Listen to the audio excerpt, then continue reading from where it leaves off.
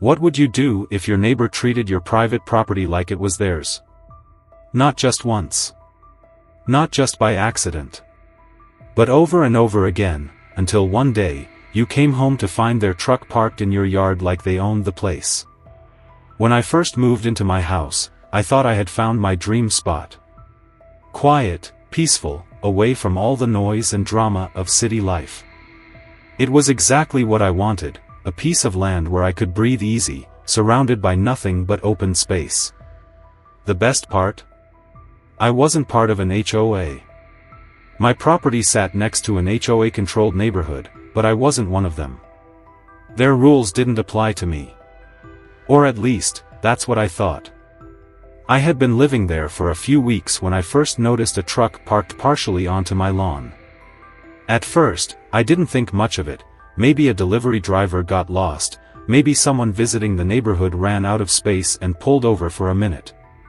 No big deal. But then, it happened again. And again. And before long, I started recognizing the truck. It wasn't just any truck, it belonged to my neighbor, Karen. Karen was exactly the kind of person you picture when you hear the name. A woman in her late 50s with the classic short, platinum blonde bob, always wearing some variation of a power-walking tracksuit and an air of self-importance. She was on the HOA board, and she made sure everyone knew it. It didn't matter that I wasn't in the HOA, Karen acted like my property was her concern, like she had the final say in how things were run. At first, I gave her the benefit of the doubt. Maybe she just didn't realize she was encroaching on my land. The next time I saw her, I politely asked her to move her truck. I expected a quick apology, maybe even a little embarrassment. But instead, Karen just laughed, actually laughed, and waved her hand like I was some silly child. "Oh, don't be dramatic," she said. "It's just a little space. Besides, it's practically public land anyway." Public land? I owned every square inch of my property. I had the deed to prove it. But Karen didn't seem to care about details like ownership. That's when I started realizing the truth. This wasn't just a misunderstanding. Karen actually thought she had the right to do whatever she wanted. The next morning, I stepped outside, half expecting to see Karen's truck gone, hoping she had at least the decency to respect a direct request. But there it was. Not just in the same spot, but even deeper onto my property, her front tires were practically digging into my lawn. The audacity of this woman was unbelievable. I walked right up to the driver's side window and knocked. Karen rolled it down with an exaggerated sigh, as if I were the one inconveniencing her. "Karen," I said, keeping my voice firm, "you need to move your truck. This is my property." She leaned back in her seat, completely unbothered, and gave me a look like I was speaking a foreign language. "Oh, I don't think you understand," she said, her voice dripping with condescension. "I'm on the HOA board. We've had an agreement about this spot for years. It's common space." Common space? Was she serious? I took a deep breath, trying to keep my anger in check. "Karen, this isn't HOA property. I own this land. You don't have an agreement with me, and you don't have any right to park here." She rolled her eyes. "You're new. You don't get how things work around here." That was it. I had tried being nice. I had tried reasoning with her. She wasn't listening. I pulled out my phone and told her, very clearly, "Move your truck, or I'll call a tow truck myself." Karen's expression darkened. "You can't do that," she snapped, her voice losing that fake, sugary politeness. "I've been parking here for years. The HOA agreed to it, and you don't get to just change the rules because you feel like it." "The HOA has no control over my property," I shot back. "Move the truck, Karen." She didn't. She just sat there, gripping the steering wheel, daring me to make the next move. Fine.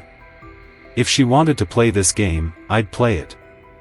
I turned on my heels, walked straight into my house, and dialed the non-emergency police line. I calmly explained that a vehicle was trespassing on my private property, that I had asked the owner to move it, and that she had refused. The dispatcher told me an officer would be sent out shortly. 15 minutes later, a police car pulled up in front of my house. Officer Mark Reynolds stepped out, middle-aged, professional, and clearly experienced in dealing with neighborhood disputes. As I walked over to him, Karen practically leaped out of her truck to intercept the conversation. "Officer," she called out, striding toward him like she was the one who had summoned the cops. "I'm so sorry you had to come all the way out here for this. This is just a big misunderstanding." I crossed my arms and let her talk. She put on her most innocent voice. "I've lived here for years, and we've always had a friendly arrangement about this space. But our new neighbor," she shot me a tight-lipped smile, "is getting a little confused about community traditions." Officer Reynolds turned to me. "You own this property?" I nodded. "I have the deed to prove it." He glanced back at Karen. "And you're saying you have a written agreement with him to park here?" Karen hesitated for half a second before answering. "Well, not written, exactly. But the HOA has allowed." Officer Reynolds held up a hand. "Ma'am, unless you have a legal agreement or an easement, this is his property. You need to move your vehicle." Karen's face hardened, her jaw clenching so tightly I thought her teeth might crack. She looked at me with pure hatred, like I had just personally destroyed her world. But she had no choice. She stomped back to her truck, yanked open the door, and with an exaggerated huff, she started the engine and slowly backed out of my yard. The moment she was gone, Officer Reynolds turned back to me. "I'd recommend documenting everything, in case this becomes a recurring issue." I nodded. "Yeah. I have a feeling this isn't the last time I'll be dealing with her." I was right. Because the next day, I got a letter from the HOA, and Karen wasn't done with me yet. The letter arrived the next morning, tucked neatly in my mailbox like a snake waiting to strike. The HOA's official logo was stamped at the top, and beneath it, in bold, patronizing font, were the words, "Notice of Conduct Violation." My stomach twisted as I read through the absurd accusations. According to the letter, I had been hostile and aggressive toward an HOA board member, Karen, of course. They claimed I had escalated a minor parking dispute by involving law enforcement instead of following proper HOA channels. The letter warned that my behavior was disturbing neighborhood harmony, and that if I continued creating unnecessary conflicts, further actions, including fines or legal measures, could be taken against me. I could barely believe what I was reading. Karen had actually filed a complaint against me for calling the police on her. She had twisted the entire situation, painting herself as the poor, victimized neighbor and me as some hot-headed troublemaker.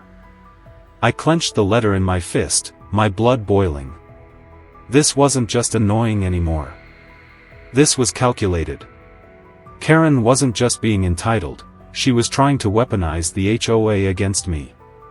Well, two could play at that game.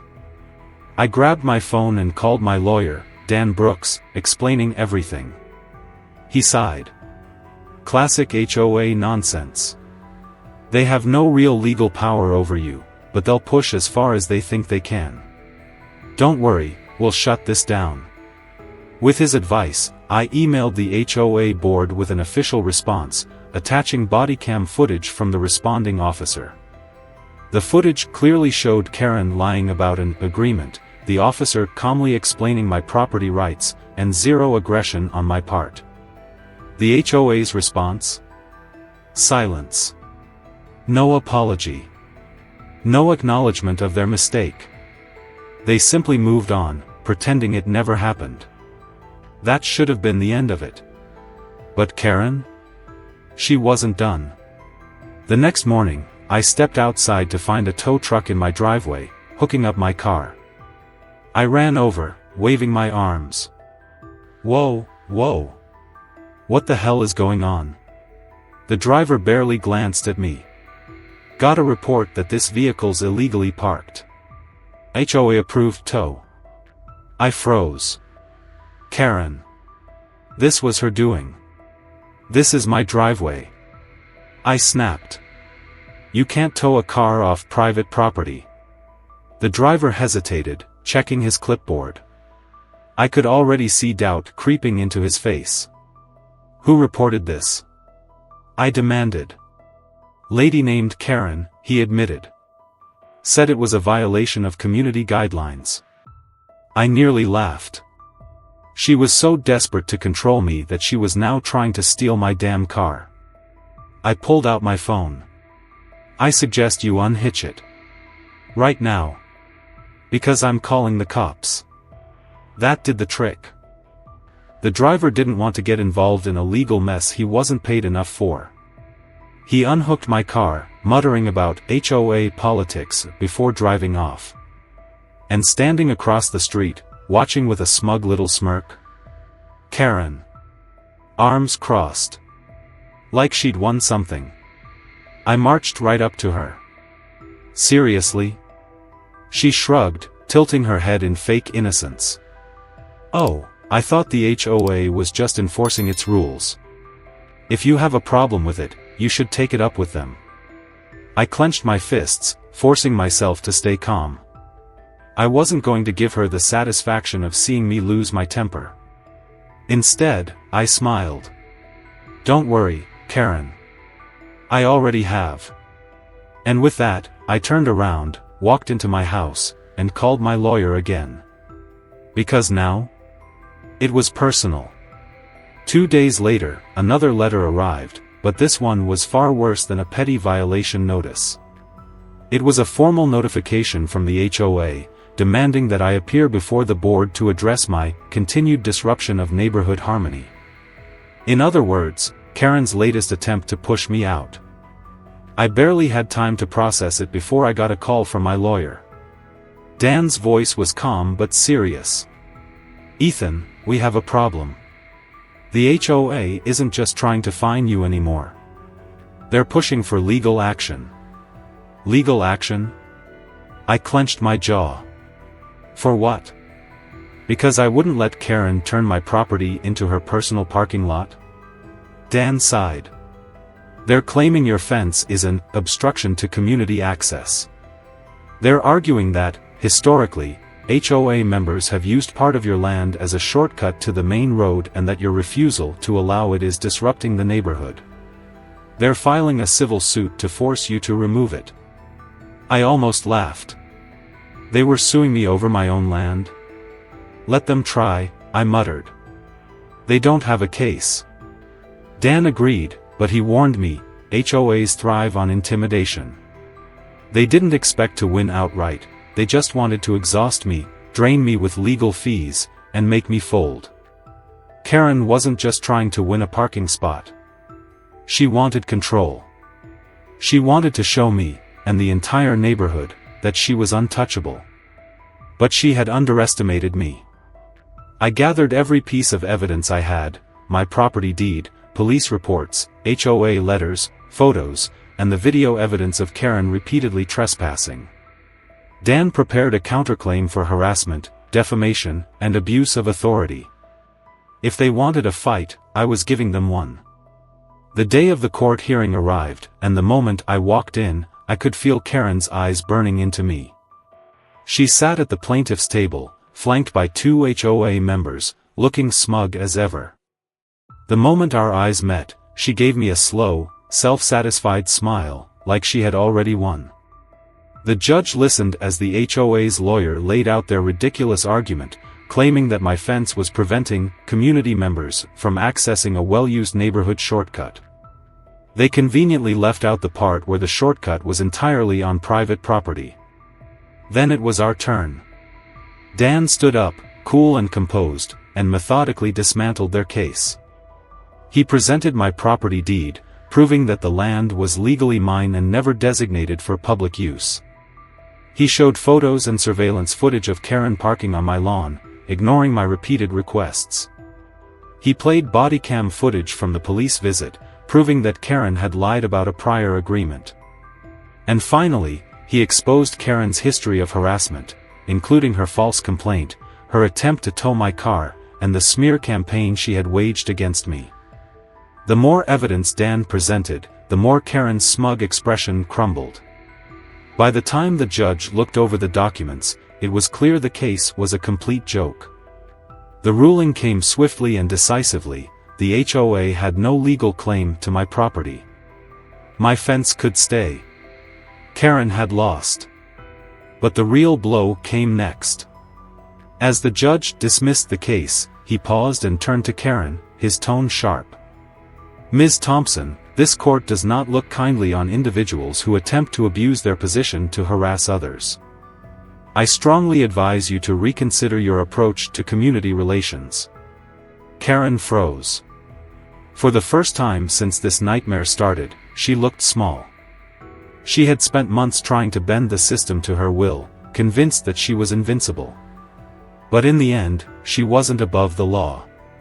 The moment court adjourned, Karen stormed out of the room without a word. The HOA members who had backed her followed in awkward silence. I exhaled, feeling the tension finally ease from my chest. Dan clapped a hand on my shoulder. That, my friend, was a solid win. And it was. But something told me Karen wasn't done just yet. For a few weeks after the court ruling, things were quiet. Karen was nowhere to be seen, and for the first time in months, I felt like I could actually breathe. No more HOA letters, no more threats, no more games. The neighborhood itself seemed to change. People who used to give me the cold shoulder were suddenly friendlier, some even stopping to say, "Glad you stood your ground." It was as if Karen's grip over them had started to loosen. But deep down, I knew better than to think she'd just let this go. People like Karen don't accept defeat. They scheme. They plot. They wait for their next opportunity. That opportunity came in the form of yet another letter from the HOA, but this time, it wasn't a legal threat. It was something even pettier. The letter acknowledged the court's decision but reminded me that, as a member of the community, I was still expected to uphold the HOA's values and standards. It was subtle, but the message was clear: you won this round, but we're still watching you. And then, tucked inside the envelope, I found something unexpected. An anonymous note. Just a single line, scrawled in hurried handwriting: HOA is turning against her. Keep your head up. It didn't take long for the fallout to begin. A few days later, I heard whispers that Karen was being investigated by the HOA board for misuse of authority.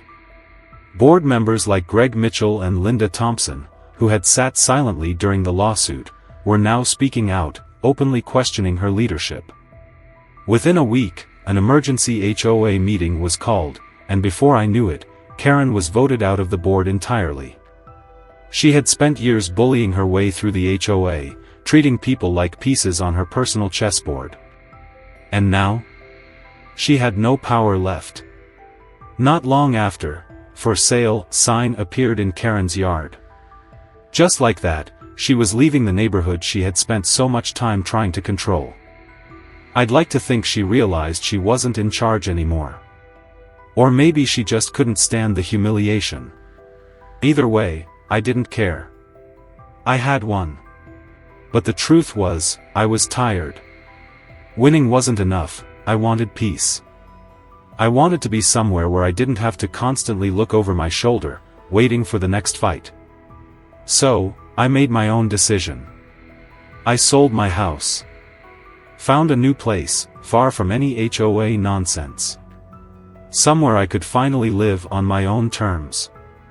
As I drove away for the last time, I passed Karen's house.